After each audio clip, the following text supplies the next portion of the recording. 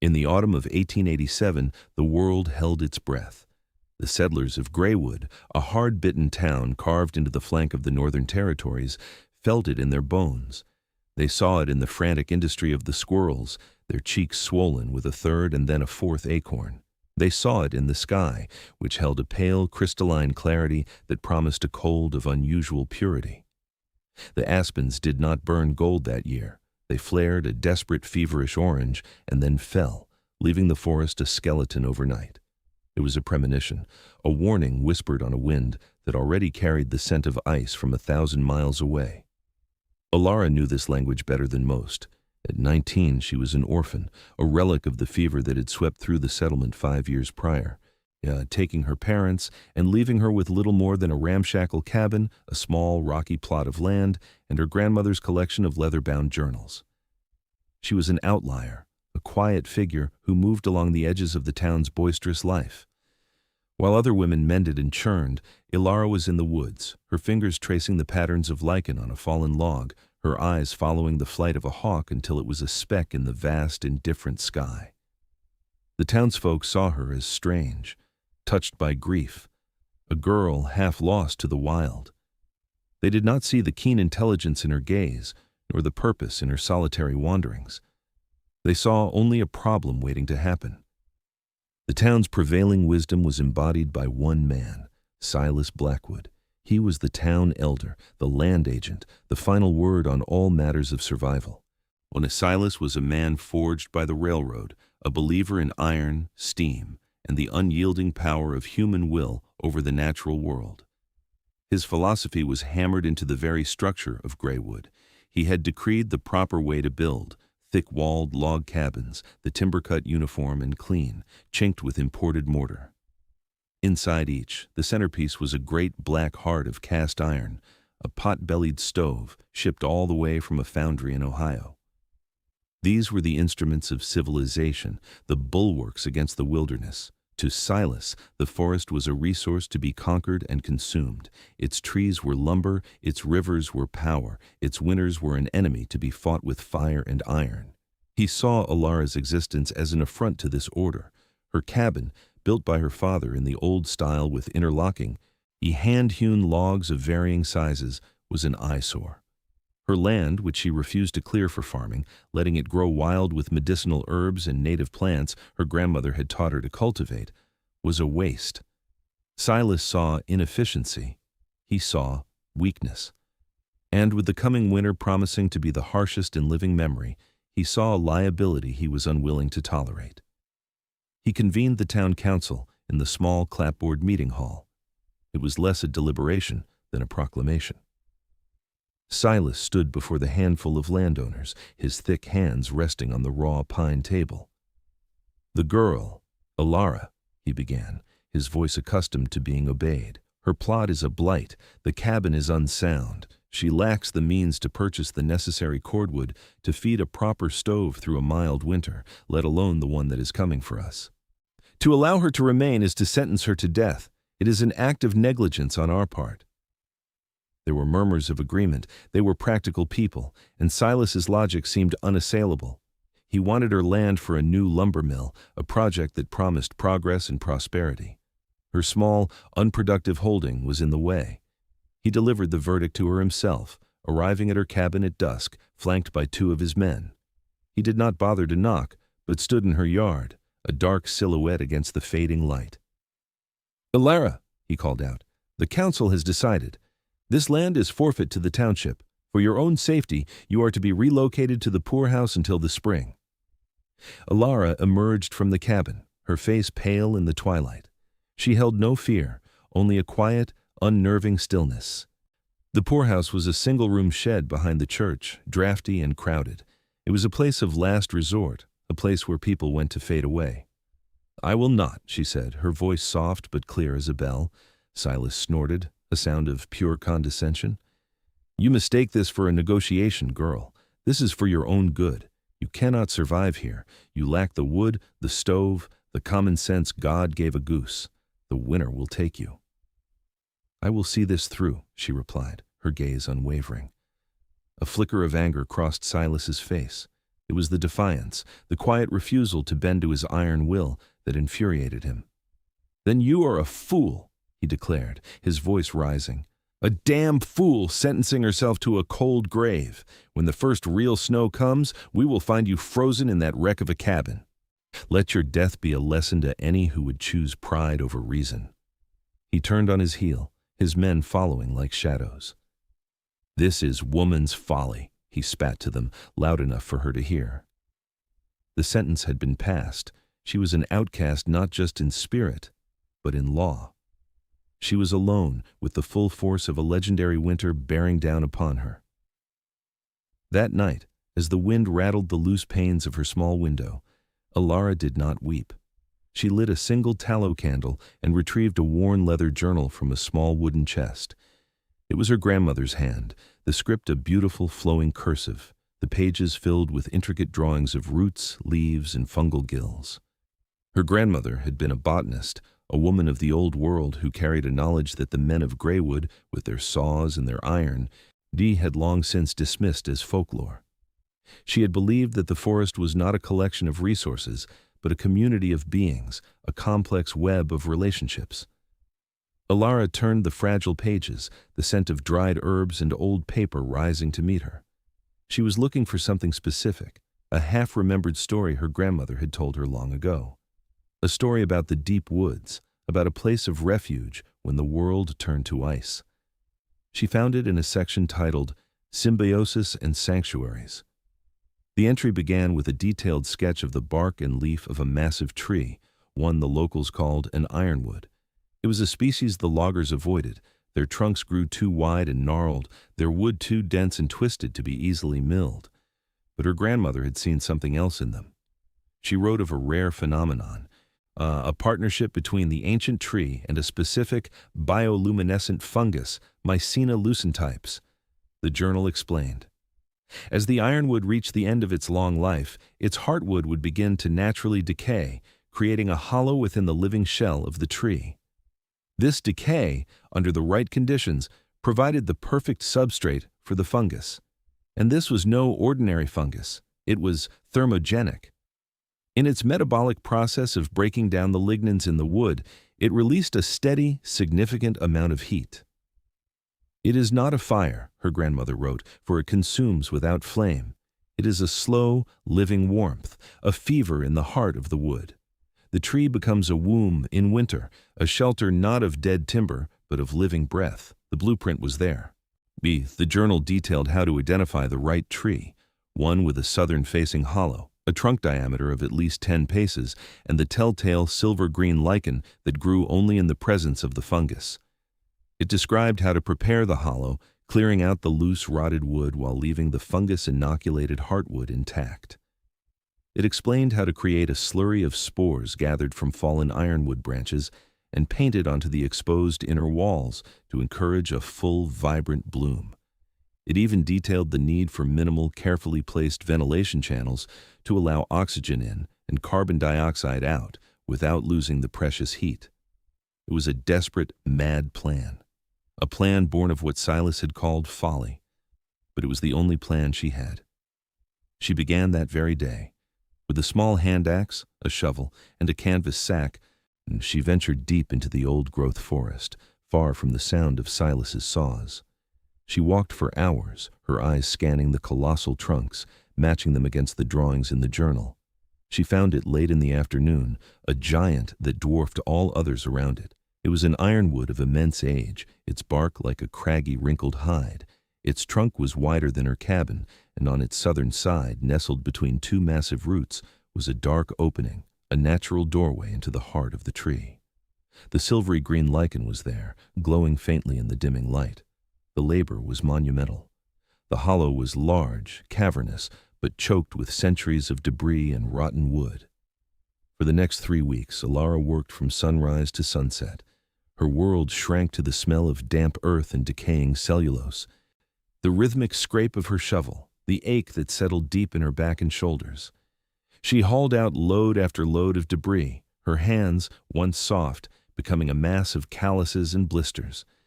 She learned the landscape of the tree's interior, the hard, living walls that held the structure sound, the softer, punky heartwood where the fungus would thrive. She followed her grandmother's instructions to the letter. She did not clear it all, but carefully sculpted the space, leaving the sections of wood that already showed the faint, web-like mycelium of the target fungus. She used her axe to carve small channels near the top of the hollow, just as the journal depicted, creating a slow, natural convection cycle. The floor she lined with a thick carpet of dried moss and pine boughs, a layer of insulation against the cold ground.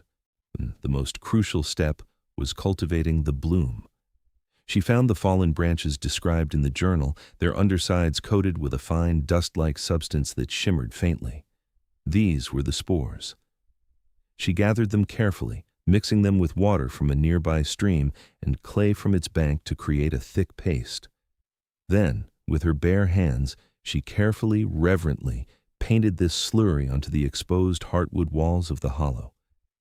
It felt like a prayer, an ancient ritual. She was not building a shelter. She was tending a garden, coaxing a secret life from the wood. Finally, she wove a thick, heavy door from saplings and mud, reinforcing it with animal hides she traded for with a sympathetic old trapper, one of the few who spoke to her with kindness. She left only a small, low opening, just big enough to crawl through, which could be covered with another hide. The journal was clear. The process required darkness and stillness to begin. It was during this final stage that she was discovered. Two of Silas's hunters, tracking a deer, stumbled upon her. They stood in stunned silence, watching the strange girl plaster mud onto a woven door set into the base of a tree. They did not speak to her. They backed away slowly, then turned and ran back to town, eager to share the incredible news. The story of Alara's folly became the town's favorite joke. It was a welcome diversion from the oppressive anxiety of the approaching winter. Men laughed about it in the tavern. Women whispered about it over their fences. The mad orphan girl was going to live in a rotten stump. Silas Blackwood made a point of visiting himself. He rode out on his horse, his presence casting a long shadow over her work. He dismounted and walked around the base of the colossal tree, a look of theatrical disbelief on his face. He kicked at the woven door with the toe of his boot. "So this is it," he said, his voice dripping with scorn. "This is your grand plan for survival, a home fit for a badger." He looked at her, her face smudged with dirt, her clothes torn, her body thin but wiry with newfound strength. "I almost feel pity for you, Alara, to be so consumed by foolish pride that you would choose this over a warm bed in the poorhouse." "It will be warm," she said simply, her voice devoid of defensiveness.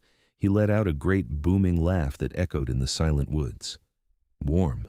Child, you will be a block of ice before the first full moon of winter. This folly of yours will be your tomb. And when your foolishness has run its course, I will have this monstrosity cut down and burned in a proper stove."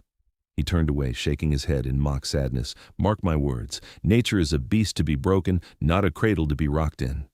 He left her there, alone with her work and his prophecy of her death ringing in her ears.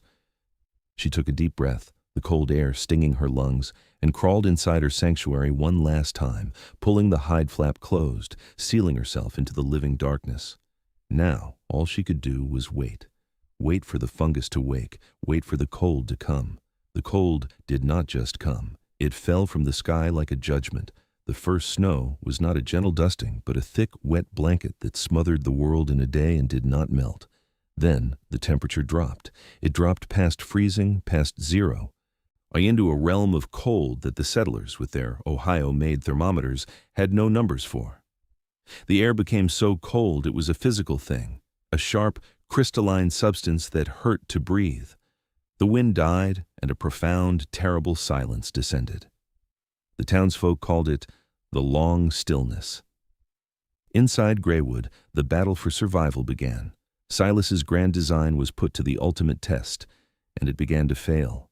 The mighty iron stoves, the pride of the settlement, were voracious.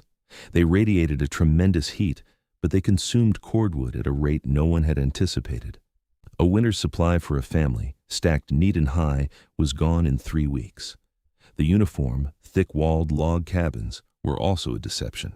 Their very uniformity was their weakness. Thousands of tiny gaps, invisible in milder weather, It opened up as the wood contracted in the extreme cold. The expensive mortar cracked and fell away in chunks. The cold did not seep in, it streamed in constant invisible rivers of frigid air. Life shrank to a single room, a small circle around the ravenous stove. Families burned furniture, then fence posts, then the walls of their own outbuildings. The sound of saws, once a symbol of industry and progress, now became a frantic, desperate rasping as men tried to cut more wood from frozen trees with brittle, snapping blades. Frostbite became a constant companion. A blackish tint appeared on the tips of noses and fingers. A dry, hacking cough echoed from every cabin, the sound of lungs freezing from the inside out. Silas Blackwood was not immune. He had the largest cabin, the biggest stove, the most wood. But the relentless cold was a great equalizer. His stockpile, which he had believed would last until May, was a mere mound by the second month of the stillness. He watched his youngest son, a boy of 5 named Thomas, grow pale and listless. Then the fever came, and with it, a shallow, rattling breath that terrified Silas more than any storm he had ever faced. The town doctor, a weary old man whose own supplies of medicine were frozen solid, could do nothing. He stood over the boy's cot, his breath pluming in the frigid air of the cabin's main room. "It's the cold, Silas," he said, his voice grim. "It's settling in his lungs. In this air, he won't last the night. The only thing that could save him is a deep, steady warmth. A warmth we no longer have." Desperation, cold and sharp as an icicle, pierced through Silas's pride. Then he looked at his shivering wife, at his dying son, at the pathetic pile of wood beside the stove. His entire philosophy, his belief in iron and conquest, had crumbled into ash and ice. And in that moment of absolute despair, a strange thought surfaced, a memory of a mad girl, a hollow tree, and a quiet, confident statement. "It will be warm." It was an insane idea, a drowning man's grasp for a phantom rope. She was dead. Of course she was dead, frozen solid in her ridiculous stump, a monument to her own folly. But what if she wasn't? What if she had found some hidden spring, some geothermal vent? What if, by some miracle, she had a stash of dry wood? Any possibility, no matter how remote, was better than sitting here, watching his son die. He did not tell his wife where he was going. He pulled on every layer of clothing he owned. La wrapped his face in wool until only his eyes were exposed and stepped out into the long stillness. The cold was a physical blow. The air was so still and dense it felt like moving through water. The snow was waist deep, its surface a hard, unforgiving crust. Every step was an agony of effort. The moon was a sliver of ice in a black star-littered sky. The only sound was the crackle of his own breath freezing in his scarf and the frantic, fearful pounding of his own heart. He followed the forgotten trail through the skeletal trees, their branches coated in a thick, glittering layer of hoarfrost. He was a man walking through a landscape of ghosts. He was sure he was going to his own death, or worse, to find the frozen corpse of the girl whose demise he had so confidently predicted. The guilt was a heavy weight, and colder than the air around him. It took him nearly 2 hours to cover a distance he could normally walk in 30 minutes. He was exhausted, his limbs numb, his lungs burning. He finally saw it, a dark mass against the glittering snow, the ancient ironwood, Alara's Folly. There was no smoke from a chimney, for there was no chimney. There was no light from a window, for there were no windows. The silence around it was absolute. He had been a fool. She was dead. He had come all this way for nothing. He sagged against a nearby tree, his last hope extinguished. But then, as he caught his breath, he noticed something. The snow around the base of the great tree was not as deep. In a perfect circle, extending about a yard from the massive trunk, the hard crust was gone, replaced by softer, slightly damp snow. And as he stumbled closer, driven by a final, inexplicable curiosity, he felt it. Warmth. It was not a blast of heat like from a stove. It was a gentle, pervasive warmth, like the first day of spring, radiating impossibly from the base of the tree. He fell to his knees, his frozen hands touching the bark. It was warm. The living wood itself was warm to the touch. It made no sense. It was a violation of every law of nature he knew. His trembling fingers found the edge of the hide flap over the low entrance. He expected it to be frozen stiff, but it was pliable, soft. He pulled it aside and crawled into the opening, preparing himself for the sight of her frozen body. He was met with a wave of warm, humid air that smelled of earth, mushrooms, and life. It was so shocking, so contrary to the world outside, that he gasped, the warm air a balm on his scorched lungs. His eyes, accustomed to the stark black and white of the frozen night, took a moment to adjust, and then he saw. The interior of the tree was not dark. The walls were alive with a soft, gentle blue-green light. It was a bioluminescence that pulsed with a slow, rhythmic beat, like a slumbering heart. The light came from a vast, intricate network of mycelium that covered the curved inner walls, its gossamer threads glowing with an otherworldly beauty.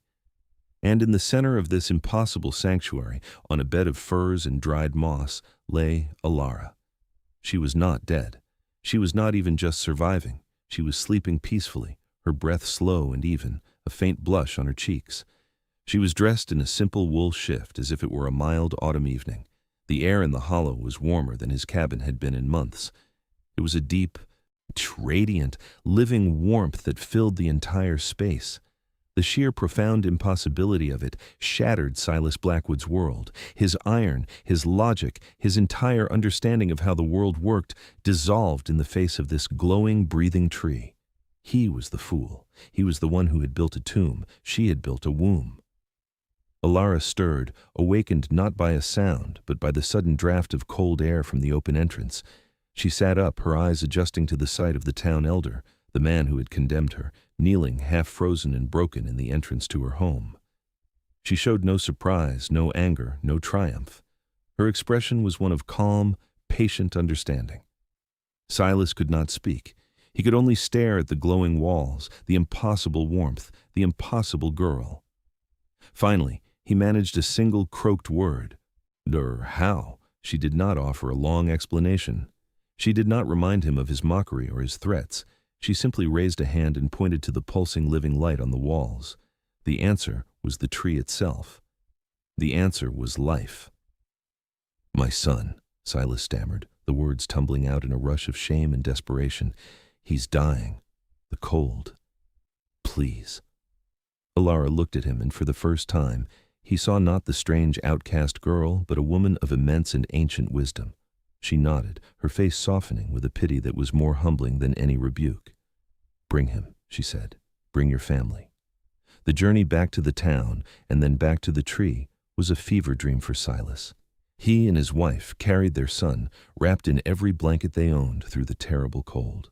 They stumbled into the warmth of the hollow like pilgrims reaching a sacred shrine. Alara had prepared a place for them, a soft bed of furs near the warmest part of the wall.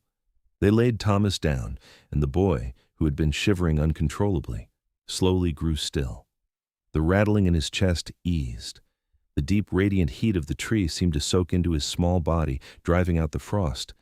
Within an hour, the fever broke, and he was breathing easily, sleeping a true, healing sleep for the first time in weeks. Silas's wife wept silently, her tears of gratitude and disbelief glittering in the soft fungal light. Silas could not weep. He sat on the mossy floor, a titan of a man utterly broken and remade. Word travels differently in a crisis. It becomes a current, an instinct. The next day, another family arrived, their wood gone, their children blue with cold. They had followed Silas's tracks, drawn by the desperate hope of a rumor. Alara took them in without question. The hollow, impossibly, seemed to have room. The next day, 2 more families came. Alara's folly, the town's great joke, had become its ark. It was a warm, glowing sanctuary in the heart of the frozen world, a place where the children stopped coughing and the color returned to people's cheeks. The very people who had scorned her, who had laughed at her, now huddled in her shelter, their lives entirely in her hands. One evening, as the children slept peacefully and the adults sat in a quiet, humbled circle, Silas finally found the words he needed to say. He looked at Alara, who was tending to a small crack in the mud and wicker door. "I was wrong," he said, his voice quiet but carrying through the warm space. Every head turned to listen. "Everything I believed, everything I built, it was wrong." He looked up at the glowing living walls, at the intricate web of light. I told them to build with dead wood. I told them to fight the winter. I was the fool. He looked directly at Alara, his eyes filled with a raw, painful clarity. You did not fight it. You asked it for shelter. You built with life. He bowed his head, a gesture of complete surrender. Forgive me. Alara looked at him, her expression unreadable in the soft light. There is nothing to forgive, she said. The forest has taught you. That is enough. The long stillness finally broke in late spring. It did not end gracefully, but shattered in a series of storms and thaws that turned the world to mud and slush. When the survivors of Greywood emerged from their cabins, they were gaunt, hollow-eyed shadows of their former selves. The town was a wreck, its resources spent, its confidence shattered. But then, a small procession walked out of the forest. It was Alara, followed by the families she had sheltered. They were not gaunt, they were healthy, their eyes clear. Alara, who had been cast out to die, walked back into town not as a survivor, but as a savior. She was the only one who had met the winter on its own terms and emerged not only unharmed, but stronger. The transformation in the town's perception of her was absolute and immediate. Her folly had become their salvation. The outcast was now their sage. The town council, with Silas Blackwood abstaining, held an emergency meeting. They did not just return her small plot of land. They granted her a deed to the entire tract of old-growth forests surrounding the town, naming her its official warden and protector. Her debt at the general store was erased. People who had once crossed the street to avoid her now approached with their heads bowed, offering gifts of scarce food or tools. But they wanted more than to thank her. They wanted to understand. They came to her, one by one, and in groups, asking the same question Silas had asked. How? Alara did not hoard her knowledge. She brought out her grandmother's journals, the pages filled with the wisdom that the men of iron had dismissed as folklore. She spread them on a table in the meeting hall, and she began to teach. She taught them to see the forest not as a collection of board feet, but as a living community. She showed them how to identify the ironwood trees, how to find the ones that were ready to become winter wombs. She explained the delicate symbiotic dance between tree and fungus. That summer, there was no great expansion of the lumber mill.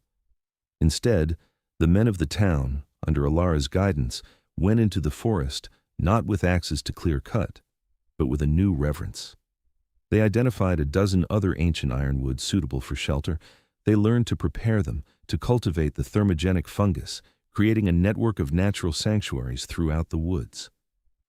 The architecture of Greywood began to change. New dwellings were built smaller, with better insulation made from moss and clay. They were often built in clusters, in the protective lee of the great trees. The iron stoves were still used, but sparingly, as supplements to a new, more ancient, and more reliable source of warmth. The town learned to live with the forest, not against it. They learned from Alara about the edible roots that grew in the marshes, the medicinal properties of tree bark, the natural cycles of the animals. They learned to listen. Silas Blackwood never sought a position of leadership again. He became a quiet man, spending most of his time helping Alara tend to the forest, his hands, once calloused from wielding an axe, now learning the gentler work of planting and cultivating. His son, Thomas, grew up strong and healthy, with a deep and abiding respect for the girl who had saved him. Generations passed, the legend of the long stillness and the girl who slept in a hollow tree became the founding story of the town, a tale told to every child. But Greywood did not become a bustling hub of industry as Silas had once dreamed. It remained small, quiet, and deeply connected to the wild land around it. It became a place known for its resilience, its unique wisdom, and its strange, glowing trees that kept its people warm through the harshest of winters. Alara's folly, the original tree, became a sacred place, a living monument not to human conquest, but to the profound and humbling wisdom of listening to the world and finding a home within its living heart. The outcast had not only survived, she had replanted the entire soul of a community, teaching them that true strength was not found in iron, but in understanding the deep, warm, and breathing life of the world itself.